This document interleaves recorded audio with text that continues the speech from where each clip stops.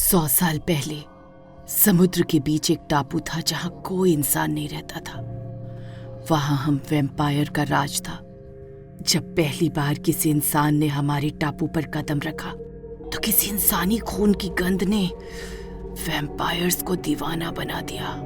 उस रोज हम वैम्पायर साम्राज्य ने पहली बार किसी इंसान का खून चखा। इंसान का खून मुंह लगने के बाद अब वैम्पायर्स को इंसानी बस्ती से दूर रख पाना असंभव था। इसलिए वैम्पायर रात के अंधेरे में चमगादड़ का रूप बनाकर इंसानों की बस्ती में जाते और उनका खून पीने के बाद इंसानी रूप में उनके बीच ही छिप जाते। सब कुछ सही चल रहा था कि वैम्पायर के आका आलोक यानी कि आपको इंसानी बस्ती में रहती हुई एक लड़की से प्यार हो गया। आपने आज से पहले इतनी खूबसूरत लड़की कभी देखी ही नहीं थी। आपके दिल में लड़की की नरम चमड़ी में बह रहे गर्म खून की प्यास बढ़ती जा रही थी। आप बस किसी भी तरह उसे पा लेना चाहते थे, इसलिए इंसानी रूप रखकर उस बस्ती में रहने लगे। एक रात आलोक लड़की का शिकार करने ही वाला था कि उसे एहसास हुआ कि लड़की ने अपने गले में एक सुरक्षा कवच पहना हुआ है जो कि उसकी रक्षा कर रहा है। आलोक की तड़प अब बहुत बढ़ चुकी थी। उसने पक्का इरादा किया कि पहले इंसान बनकर वो उस लड़की से दोस्ती करेगा, फिर वो कवच निकलवाएगा और फिर उसका खून पीकर अपनी प्यास बुझाएगा। आलोक लड़की के करीब जाने लगा। दोनों आम लड़के लड़कियों की तरह मिलने लगे। दोस्ती गहरी होती चली गई, लेकिन अभी तक आलोक को पता नहीं था कि अगला पल उसके लिए क्या लेकर आएगा। लड़की आपको पूरे दिल से प्रेम करने लगी थी, लेकिन आपके दिल में क्या था ये कोई नहीं समझ सकता था। ये प्यार था या उसे पाने की तड़प, ये समझना उस समय बेहद कठिन था। ये पूर्णिमा की रात थी। आसमान में पूरा चांद चमक रहा था। उसी समय अचानक एक भेड़िए के कान को झकझोर देने वाली डरावनी आवाज सुनाई दी। लड़की उस समय छिपकर आपसे मिलने गांव के बाहर आई थी। भेड़िए की आवाज सुनकर वो घबरा गई। तभी एक नर भेड़िया वहां पहुंचा। उसके बड़े बड़े पंजे, नुकीले दांत और 6 फीट ऊंचा कद देखकर वो लड़की गश खा गई। भेड़िए ने लपक कर लड़की पर हमला कर दिया। इससे पहले कि आप कुछ करते वो उसके हाथ का मांस नोचकर अगले ही पल वहां से भाग गया। लड़की दर्द से कराह रही थी और आपकी आंखों से आंसू बह रहे थे, क्योंकि आप जानते थे कि यदि पूर्णिमा की रात कोई नर भेड़िया किसी इंसान को काट ले तो उसकी मौत निश्चित है। तभी आपको कुछ याद आया और आपने बेहोश हो चुकी लड़की को अपनी बाजू में उठाकर उसके कंधे पर अपने दांत गड़ा दिए। कुछ ही देर में लड़की का पूरा शरीर नीला पड़ने लगा। उसके शरीर में हलचल होने लगी जैसे किसी ने 440 वोल्ट का झटका दिया हो, और फिर कुछ देर तक छटपटाने के बाद वो शांत हो गई। जब लड़की ने आंख खोली वो पूरी तरह से बदल चुकी थी, क्योंकि वो अब इंसान नहीं रही थी, वो अब एक वैम्पायर बन चुकी थी। और वो लड़की कोई और नहीं, मैं हूं शलाका, जिसे आपने एक वैम्पायर बनाया। अपनी वैम्पायर कुल की परंपरा को तोड़ते हुए आपने एक इंसान को वैम्पायर में बदल दिया। सिर्फ एक वैम्पायर के पास ये ताकत है कि वो वेयरवुल्फ के काटने के बाद उसके असर को खत्म कर सकता है। सब याद आ गया है मुझे। मैं तुम्हें मारकर सारा खून पी जाना चाहता था, लेकिन ना जाने कब मेरे लिए तुम इतनी खास हो गई कि जब मैंने तुम्हें खुद से दूर जाते महसूस किया तो उस पल में बस कुछ भी सोचे बगैर तुम्हें अपनी सारी शक्तियां दे दी। तुम एक शक्तिशाली वैम्पायर बन चुकी थी, लेकिन अब मुझे तड़प तड़प कर मौत आने वाली थी, क्योंकि मैंने अपने शरीर के खून का कतरा कतरा तुम्हारे शरीर में डाल दिया था। उठो आलोक, उठ जाओ। मैं इस जीवन का क्या करूंगी? उठो प्लीज, प्लीज उठो। इससे अच्छा तो तुमने मुझे मर जाने दिया होता। आलोक जमीन पर गिर चुका था और कुछ ही देर में तड़प तड़प कर उसकी मौत हो गई। नहीं नहीं नहीं नहीं, तुमने मेरे लिए खुद को कुर्बान कर दिया। शलाका वादा करती है चाहे सदियां बीत जाए, लेकिन शलाका हमेशा तुम्हारा इंतजार करती रहेगी। तुम्हें लौट कर आना होगा। मुझे माफ कर दो आलोक। एक नर भेड़िया की मुक्ति का बस एक ही तरीका था, और वो था एक इंसान और वैम्पायर के जोड़े में से इंसान का मांस खाना। मैं जानता था पूर्णिमा के चांद के समाप्त होने से पहले किसी एक की मौत होनी तय है। या तो शलाका की मौत होती या फिर उसे काटने वाले भेड़िए यानी कि मेरी। नियति ने उस रात शकाला को जीवन दान दिया और मुझे भेड़िए के श्राप से मुक्त कर दिया था। नियति का खेल देखो शलाका, तुमने इंसान के रूप में जन्म लिया लेकिन तुम आज एक वैम्पायर हो। लेकिन मैं जो वैम्पायर था उसे ईश्वर ने इंसान बनाकर इस धरती पर भेजा है। तुम इंसान नहीं बल्कि एक ड्रैकुला ही हो। बस तुम्हें अपनी पहचान को याद करना है और उसका सबसे अच्छा तरीका है एक इंसान का खून पीना। यही सही मौका है। पिछले जन्म में ये मिहिर ही तुम्हारी मौत का कारण बना था, इसलिए विधाता ने इसे इस जन्म में इंसान बनाकर भेजा है। अब तुम इसका खून पीकर अपने पुनर्जन्म को जीवित करोगे। नहीं, तुमने कहा था कि एक बार अगर आलोक को सब याद आ जाए तो मैं जा सकता हूँ। ये धोखा है। हम वैम्पायर हैं, शैतान को पूजते हैं हम धर्म नहीं अधर्म के उपासक हैं और अधर्म यही कहता है आज तेरा अंतिम दिन है। शलाका के इतना कहते ही चमगादड़ों का समूह उसके आसपास मंडराने लगता है और मिहिर घबराकर जमीन पर बैठ जाता है। नहीं नहीं नहीं, जाने दो मुझे। मैं अब उस चक्र से मुक्त हो चुका हूँ। मैं इंसानों की तरह एक साधारण जीवन जीना चाहता हूँ। मुझे इन सब में मत घसीटो। शलाका वैम्पायर बनने के लिए मुझे किसी का खून ही पीना है तो हम और कोई इंसान भी चुन सकते हैं। जाने दो मिहिर को।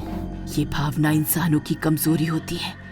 हम वैम्पायर हैं, भावनाओं का इस दुनिया में कोई मोल नहीं। खून पीकर अपनी प्यास बुझाओ मेरे आका और लौट आओ अपनी दुनिया में।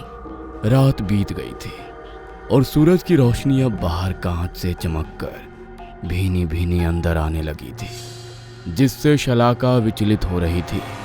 यही तरीका है, इन कांच की खिड़कियों को खोलना होगा ताकि वैम्पायर की शक्ति कम हो जाए, तभी मैं यहाँ से निकल सकता हूँ। मिहिर दौड़कर खिड़कियाँ खोल देता है। सूरज की रोशनी पड़ते ही शलाका जोर से चीखने लगती है और उसी पल में मिहिर वहाँ से भाग जाता है। ये वैम्पायर अब मेरा पीछा नहीं छोड़ेंगे। इनसे बचने का एक ही तरीका है, मुझे वैम्पायर का कोई ना कोई तोड़ ढूंढना होगा। मैंने पढ़ा था चांदी के खंजर से ही एक वैम्पायर का अंत हो सकता है। लगता है समय आ गया है। अब मुझे अपने अंत का इंतजार नहीं, इनके अंत की शुरुआत करनी होगी। मिहिर दौड़ते हुए एक सुनार की दुकान पर गया और वहां से शुद्ध चांदी का खंजर बनाकर अंधेरे होने से पहले अपने घर लौट गया था।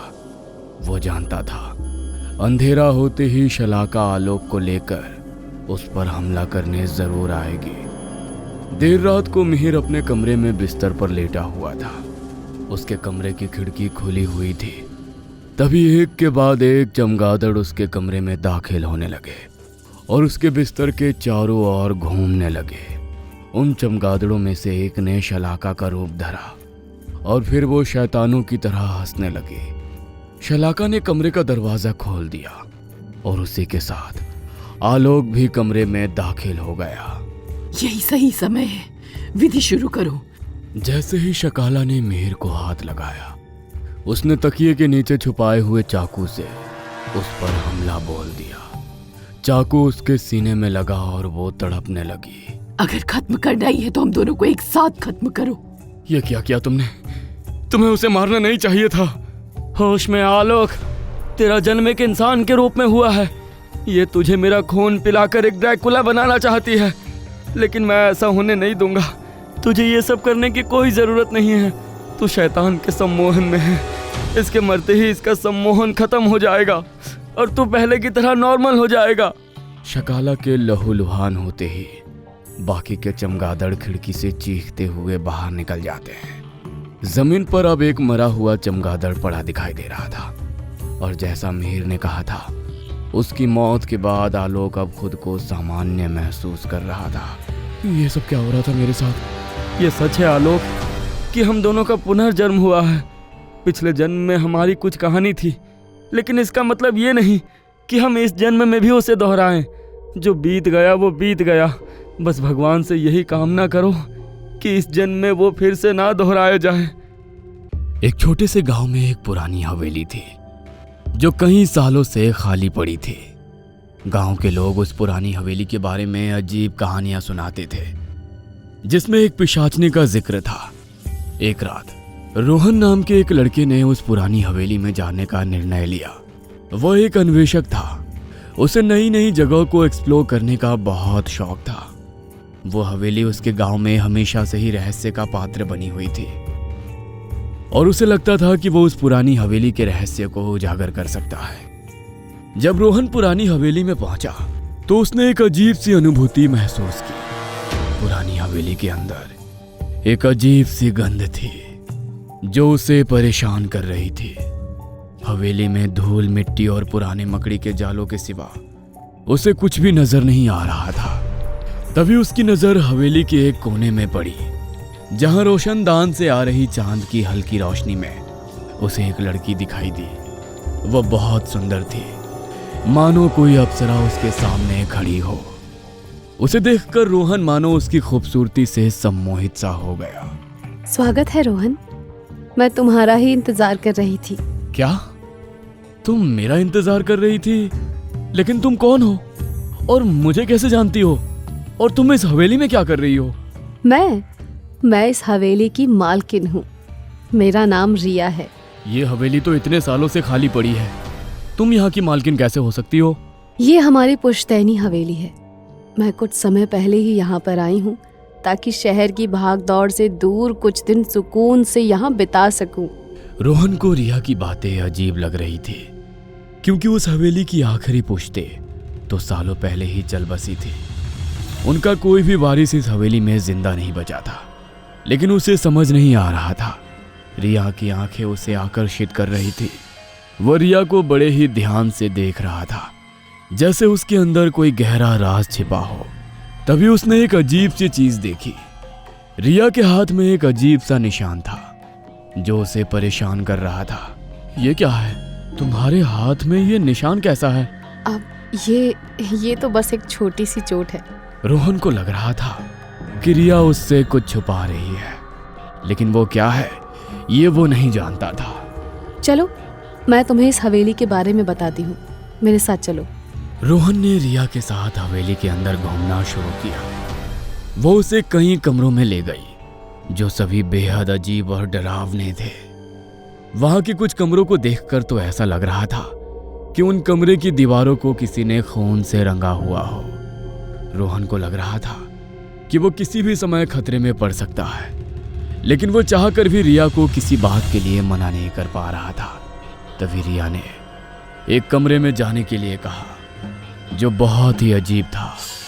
उस कमरे में एक बड़ा सा दर्पण था जो रोहन को अपनी ओर आकर्षित कर रहा था। ये दर्पण बहुत पुराना है। इसे देखने से तुम्हारे मन की सभी इच्छाएं पूरी हो जाएंगी। अच्छा, ऐसा भी होता है क्या? तुम खुद देख लो। रोहन ने दर्पण में देखा और उसे अपनी सभी इच्छाएं पूरी होती हुई दिखाई दी। वह एक बहुत रईस इंसान बन गया। अचानक से उसके पास दौलत, शोहरत और दुनिया के सारे ऐशो आराम आ गए। लेकिन तभी उसने एक अजीब सी चीज देखी। दर्पण में रिया की आंखें बदल गई थी और वो अब एक पिशाचनी जैसी दिख रही थी। ये क्या है? तुम कौन हो? मैं तुम्हारी इच्छाओं की पूर्ति करने वाली हूँ। हटो, जाने दो मुझे यहाँ से। अब तुम यहाँ से नहीं जा सकते। यहाँ एक बार जो आता है वो यहाँ से कभी नहीं निकल पाता। रिया का ये रूप देखकर रोहन बेहद बुरी तरह डर चुका था। डर के मारे उसका शरीर बुरी तरह से कांप रहा था। वो जल्दी से उस कमरे से निकलना चाहता था। तभी अचानक रिया ने उसके चेहरे पर अपने हाथ को फेरा और सब कुछ बिल्कुल सामान्य हो गया। तभी रोहन ने एक अजीब सी आवाज सुनी। वो आवाज रिया के कमरे से आ रही थी। क्या हुआ रोहन? तुम क्यों डर रहे हो? ये आवाज, ये किस चीज की आवाज है? ये तो बस हवा की आवाज है। तुम डरो मत। रोहन को अब लग रहा था कि रिया उसे झूठ बोल रही है। वो उसे समझ नहीं आ रहा था कि वो उससे क्या छुपा रही है। तभी रिया ने रोहन का हाथ पकड़ लिया और उसे एक अजीब सी जगह पर ले गई। वह जगह बहुत ही अंधेरी थी और वहां की हवा में एक अजीब सी गंध थी। ये मेरी सबसे पसंदीदा जगह है। यहाँ तुम्हारे सभी रहस्य खुल जाएंगे। क्या? मेरे रहस्य? कौन से रहस्य? देखो, मुझे ये जगह बिल्कुल भी ठीक नहीं लग रही है। प्लीज चलो यहाँ से। अरे नहीं नहीं, हम कहीं नहीं जाएंगे। अब तुम्हें मेरे साथ ही रहना होगा। रोहन उसकी ऐसी बातें सुनकर पहले ही बेहद बुरी तरह डर चुका था। तभी रिया ने रोहन को एक अजीब सी चीज दिखाई जिसने उसके मन में कई सवाल उठा दिए। देखो, ये तुम्हारा अतीत है। क्या? ये क्या है? ये तो मेरी यादें हैं। हाँ हाँ, ये तुम्हारी यादें हैं।